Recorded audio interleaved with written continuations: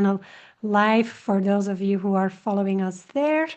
It always takes a couple of seconds before we have the live stream up and running, but I think we are ready to go. So, welcome to the Master Your Exit live show powered by The Big Exit. I'm Lynn, and together with Graham, we'll be your hosts for today. On this Master Your Exit live show, we bring practical insights, expert interviews, and tools to help small business owners like yourself prepare for your big exit. This live show airs every Tuesday at 7 a.m. in Los Angeles, 10 a.m. in New York, and 3 p.m. in London time. And we keep each show short and simple, about 30 minutes maximum. Now, if you're tuning in on our YouTube channel or on our LinkedIn channel, thank you so much for being here and watching us live over there. If you joined us here in our virtual Zoom studio, that's really cool too. You can use the chat function to ask all your exit-related questions so we can answer them during this show or any of the future episodes. By the way, if you are catching this episode later and you're not here live, you can find all of the episodes recorded on our website, thebigexit.co/master your exit shows, with a little dash in between every single word. Or you can listen to the audio version on your favorite podcast platform. Now, in today's show, we wanted to talk about things that scare a business buyer off, like the stuff you should not do as a seller when you are in the process of having conversations with potential buyers.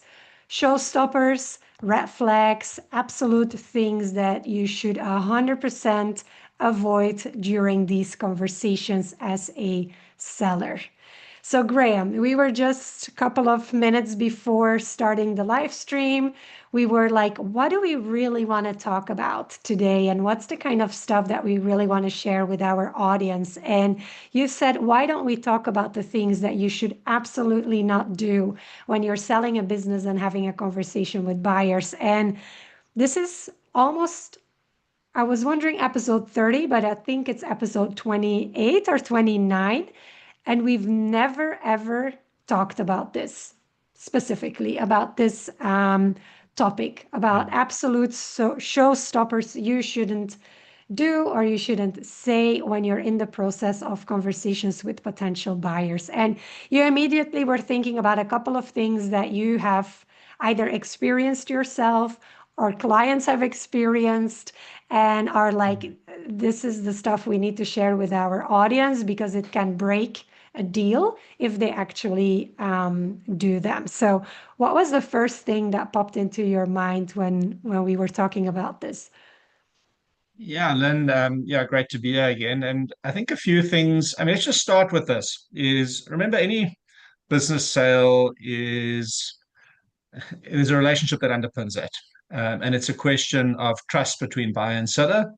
And it's a question of trying to get an outcome which is a win-win for both the buyer and the seller. So that's kind of the sort of general principle when you're doing a deal. And somebody actually wrote in one of my LinkedIn posts, I said, when you acquiring a business is this like selling something, but it's like almost adopting children, okay, or doing an adoption because the buyer still has to live with the business and everything that's in that business afterwards. Okay, it's not like you hand off and then everything goes. Okay, so that you're selling that context. So I think with that as sort of a framing, there's some really sort of important things. You want to make sure that you maintain trust, and you want to make sure that when the new buyer takes over, they are best placed to actually make sure that the business succeeds. Okay.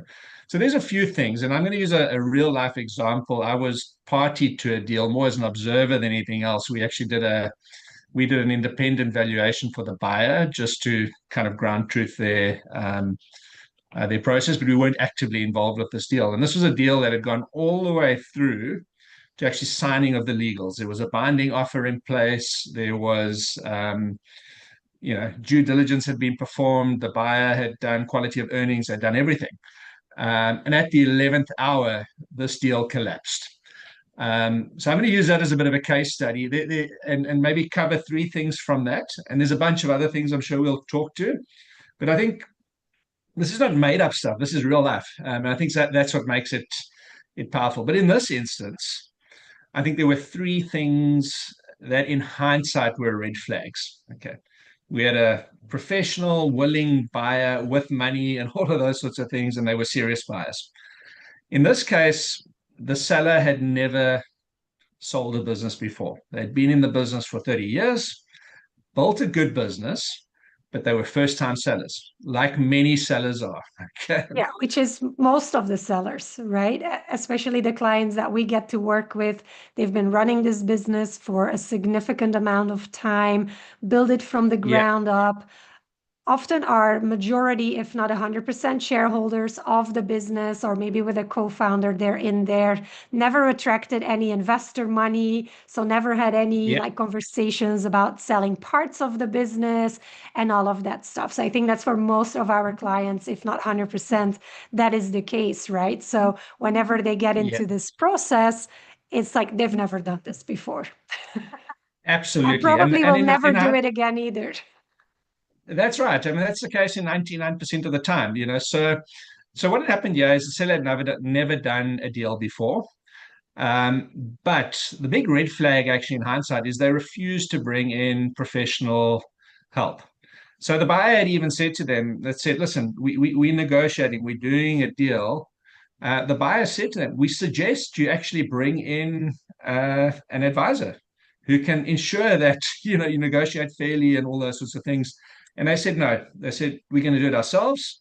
We've got our accountant, and it was a small scale accountant. That accountant was also not a M&A or deal specialist, and they refused to bring in professional help. And I think that's often the case. Business owners are so used to doing things themselves, building things. That is And I so think true. yeah, maybe it varies in different countries. I think in the US, people are sometimes more open to bringing in external help. Culturally, in Europe or South Africa, and that sometimes external help we don't want to bring in. Okay. And I think that was a big red flag. If you're serious about selling your business, getting assistance to do that is super important. I mean, Lynn, I know you're also involved in sort of the property space sometimes. It's like selling your home. You can go and do a private listing, but the reality, if you work with an experienced realtor or estate agent, sometimes they get a bad rep, but the reality is they can actually make a difference. They know the ins and outs. They can help you. So that's one of the big mistakes sellers make. They think, well, my business is small. I don't need professional help. And I think that is, number one. I don't know if you've got any thoughts on that, but I think in this case, big issue. Yeah, absolutely. And I think you're so right where, small business owners like you and me, because we're also small business owners, we tend to think like, I've wrestled through so many things. I'll be able to make this work as well, going through this whole process of selling my business. The thing is, Yeah. like, you can't look independently to your own business. I think that's one of the key obstacles when you're going in on your own is you make all these rookie mistakes because you're so emotionally involved in your business that you can't properly answer certain questions. And it's very easy to also kind of forget that you're there to make a deal rather than Mm, to kind of defend the stuff that you have been building. mm, Because a buyer will pick every single decision that you have made over the last 15 years apart and will scrutinize every single decision that you have made. And that's mm, where, I think besides like going through all the legal paperwork and all that stuff, having someone next to you who can guide that conversation that is not emotionally involved in this whole decision making process from the past can help you to navigate that deal because you're just too much in the weeds. Is that how you would say it? But you're too emotionally involved in Yeah, selling I think your business. there's certainly that. Besides You know, even there's having, these experts in terms of M&A advisors and in terms of, people who can go through the legal paperwork and the whole deal yeah, structure and all of these kinds of things. It's also about, being able to create that team of like, and I think one of our clients had said this during her selling process. She was like, it was really great because we could play good cop, bad cop, and mm, that worked really well. I just had somebody by my side where I could kind of switch roles with. And we would agree often up front before any meeting that was happening, like who is going to be the good cop and who's going to be the bad cop in this conversation, and kind of each play their role and move the buyer towards the final decision of actually buying the business.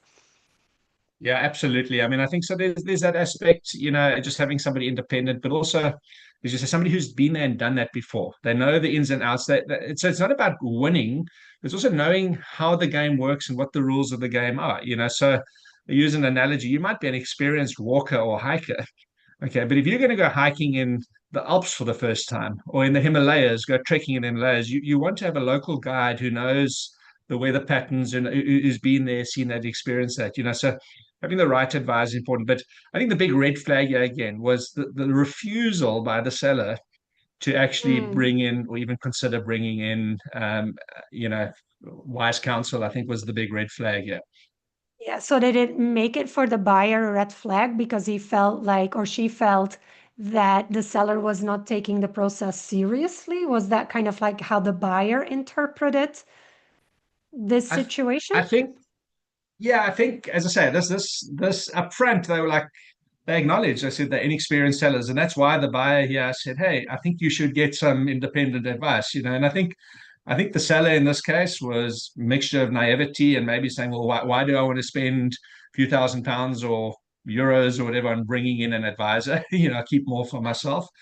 So I think everyone wants the deal to happen, but yeah, I don't think they expected, right at the end, you look back and you say, okay, that was a red flag. We should have upfront known that this was, perhaps the seller was just not operating in good faith. I don't know. So these are all the Yeah, things that kind of you ask afterwards. yeah. It The second reminds me thing, of a conversation I had 2 weeks ago with a small group of business buyers. And like one of the mm, things that we were having a conversation about was the inexperience of sellers, which is the thing that we are discussing right now. And how often it happens that when a seller is inexperienced, so they're there for the first time looking to sell their business, is that somewhere during the process they withdraw from the process, even like literally the day before signing, that they're like, oh, I changed my mind, I don't want to sell anymore. They get cold feet, they run away, something like that. And I mean, this is a worst case scenario for a buyer as well because they have invested so much time, so much money, so much energy in investigating this deal and making sure that they created a win-win situation for all parties. And they mm, mentioned to me like that's one of the biggest obstacles that they face when they are buying smaller businesses where often the owner has never sold a business before. And just that yeah, in and of itself likely will make the deal fall through due to the inexperience and the buyer, the seller getting cold feet somewhere in that process. And if that seller then doesn't have someone by their side who's like, this is a good decision. You should continue on this process. You should sign this deal. Like mm, someone who can give them that trust throughout that process. Like it is going to be okay. It's totally normal that you have doubts and that you feel fear, and it's all really mm, exciting, and it's all okay to be experiencing these things, and having that person on their side can help them navigate emotionally through the deal as well. So I can see that from mm. a buyer's perspective, they're like, the seller needs someone by their side to in a couple of different ways. Yeah, and I think what happened in this case, and that kind of leads into the next point, is why did this deal fail? It was a breakdown in trust at the end of the day. All these things aside, is right up front in the initial conversations, there was agreement on valuation, there was agreement on key terms, there was agreement that there would be warranties. Then went into a non-binding offer, due diligence, quality of earnings, tens of thousands of euros were spent on the process. Okay. A binding offer was sailed, legal, attorneys appointed to draw up the final contracts. And as those were about to be signed, the seller said, I'm not signing any warranties. Okay. And I want the price increased by 10%.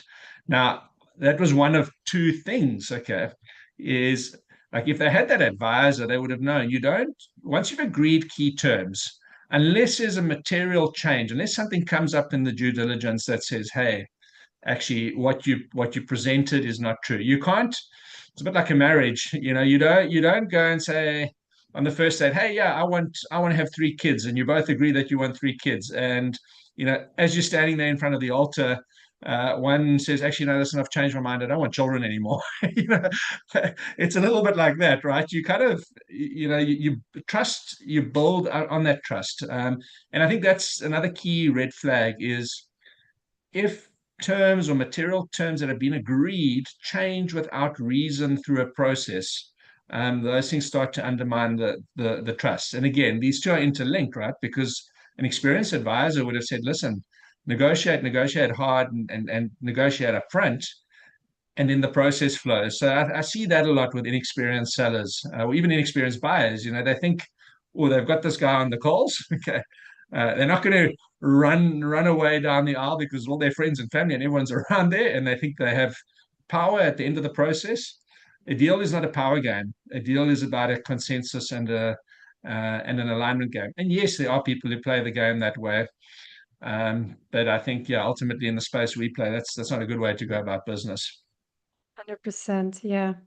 Um, there was something that popped into my mind when you were mentioning like how this seller initially agreed on the whole like terms and condition of the deal and then kind of like changed his mind somewhere throughout the process for no apparent reason, Mm, apparently. And I also wonder if that happens often because a seller at the beginning, when they are being solicited by a buyer, for example, which is then often the case, right? A buyer is like knocks mm. on the door and is like, hey, could we have a conversation about maybe buying your business? Is that at Yeah. that point, the seller is maybe super excited. They're like, oh my Mm, God, like this is my winning lottery ticket. I'm going to get out of this business, whatever it is that they're thinking. And whilst they're in this like honeymoon delusional phase, they don't really realize what they are mm, agreeing with in those early stages of that process because there's no one next to them standing there saying like, hold on a minute, let's think this through before you say yes, yes, yes to all of these things. Do you actually yeah. know what they mean and what the Mm, implications are of what you are considering saying yes to in this stage of the process, which is still very early stage? 100%. So I'm going to just draw on another example or red flag that was the case here is that the seller wanted to keep things confidential. Now that's not unusual. Okay, so it can be sensitive for staff, what have you. But in this case, that was taken to the extreme. Okay, so when due diligence was being done on this particular deal, the seller flat out refused to any conversations with existing staff. Um, the due diligence had to take place outside of normal working hours. Okay, so the premises was only made available, after 5 p.m. when everybody had gone home. And there was almost this degree of like secrecy. It was like a secret service project. And I think that's important because, at the end of the day, there's trust. There were staff members involved here, there were teams. And if you don't have to go and share all the every single reason.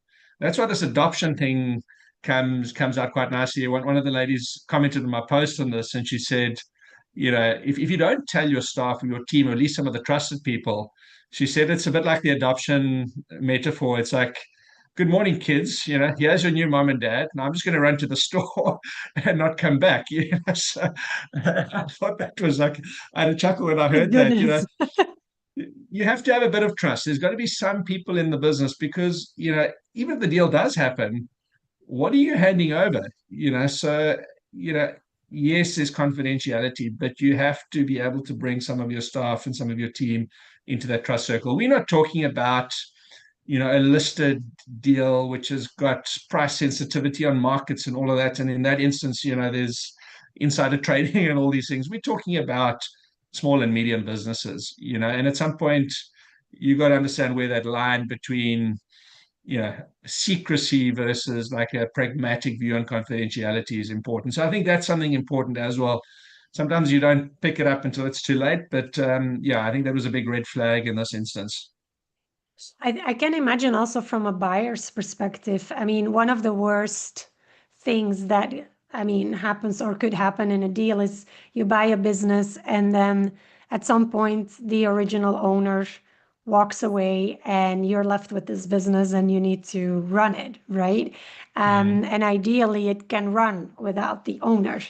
That obviously also means that you want to make sure that the management team is in place, they know what they're doing, but also you like working with them. They seem like nice people to work with and spend like the next probably decade of your life working with and growing and continuing building this business and stuff like that. And I can see why it would be a red flag from a buyer's perspective if they don't get to see any of these people. They don't get to talk to any of these people. They could even think, do these people really exist? mm, Like, I mean, that's a little bit to the extreme, obviously, but it's like, well, who are these people who are in charge and will be running this business once the owner is mm. gone? And I want to have a few conversations with them and see if we can get along and like share a vision of what the next potential step could look like. Yeah. So I mean, yeah, those are such important points, because as you say, you're transferring this living organism. The businesses and people in the business are key to that. So yeah, that's an absolute fundamental thing that you need to think about. And I get it. Sometimes you get a surprise approach and you haven't had time to think these things through. But again, looping back, that's where somebody who's done this before, an advisor, some wise counsel, said, look, you need to bring the following people into the confidence of the new buyers. There's ways and means to navigate that. So Lynn, I think those are a few of the red flags. I mean, there's a bunch of other ones. But at the end of the day, the principle is one of you've got a relationship of trust. Okay. Yes, there's negotiating. Okay. Negotiating is not about winning. Negotiating is about getting an outcome which is good for both parties. And I think for a lot of business owners, you kind of need to keep that in mind. Don't overplay your hand. Don't get too greedy. Understand your strengths and weaknesses. And also don't hide things. Don't try and cover up something because that will come through early. And in this case, I think what fundamentally happened is the buyer, the seller called their bluff, and the buyer walked away. And their comment was, well, if they're acting like this now, we're not sure what else they're hiding. Was there something in DD that they covered up? Is there something that they didn't disclose that we should have known about? And as much as they wanted the deal to happen, it would have been a good deal for them. That's actually what happened here. So as a Mm. seller, red flags, anything that can undermine trust. I'm not saying you go and you just open up all your cards, what have you, but think carefully. This is a question of trust, and the buyer is going to be carrying the can going forward. Okay. And if you're okay with kind of playing funny games or what have you, well, I suppose sometimes that happens and people get away with it. But I think as a seller, don't think about what can I get away with. Think about, how do I make a deal that's fair? Because, word also gets out. This happens once or twice. And then when you really do want to sell, it's a bit like the boy that cried wolf. You can't. So that's really kind of I guess all we want to chat about today. So Love that. I think, I mean, this were some three valuable insights and three red flags that you've mentioned that are just absolutely things you should avoid as a seller once you have conversations with buyers. So thank you so much for sharing these. And based on the conversations I had recently with a couple of buyers, they can agree with that as well because they have mm, experienced sitting on the other side of the table where like yeah we have experienced this as well where an owner doesn't want to be supported by a professional helping them go through the process, or they want to renegotiate the whole deal when they actually have already agreed upon all the terms and conditions mm. beforehand, sorry, or upfront. So yeah, I heard these things coming from buyers as well. So I think it's good to, as we are supporting small business owners looking for their big exit, that they are aware of not doing the things, and I said you said this beautifully, not doing the things that undermine the trust relation building that is happening during that whole process. And Yeah. I think that summarizes it just beautifully. Anything else you want to add to that before we wrap up this session? No, I think that's all for today. I think we can probably have another session on what do buyers do to to break trust in the process. I think that's a whole nother topic. Maybe that's for next week. Yeah, I love that idea. I think that's a great idea. I think every time we end up the show, we're like, oh, we should talk a little bit more about this thing and this thing. Maybe I should look at like all of the episodes that we have been doing for like the last 2 minutes of it to just kind of see what all the stuff there still was that we felt like we didn't touch and still need to do a conversation about as well. So that should give us a whole bunch of new ideas for the show. But if you've been watching this, thank you so much. This is a wrap for this week's episode of the Master Your Exit live show. Thank you for joining us today. I hope you're leaving with some valuable insights to help you prepare for your big exit. And remember, you can catch the replay of this episode and all of the other episodes on thebigexit.co/, master your exit shows. Or you can listen to your favorite podcast platform as well. Now, we'd love to hear from you. You can send in your exit related questions before next week's show by heading over to thebigexit.co/, master your exit sign up. And you can sign up there and send us your exit related questions so we can answer them on any of the future episodes. We'll be back next Tuesday at 7 a.m. in Los Angeles, 10 a.m. in New York, or 3 p.m. in London with more tips, expert interviews, and tools to help you master your exit. Until then, keep building, keep preparing, and we'll see you next week. Thank you so much for being here. Hi, everyone. Thanks, Greg.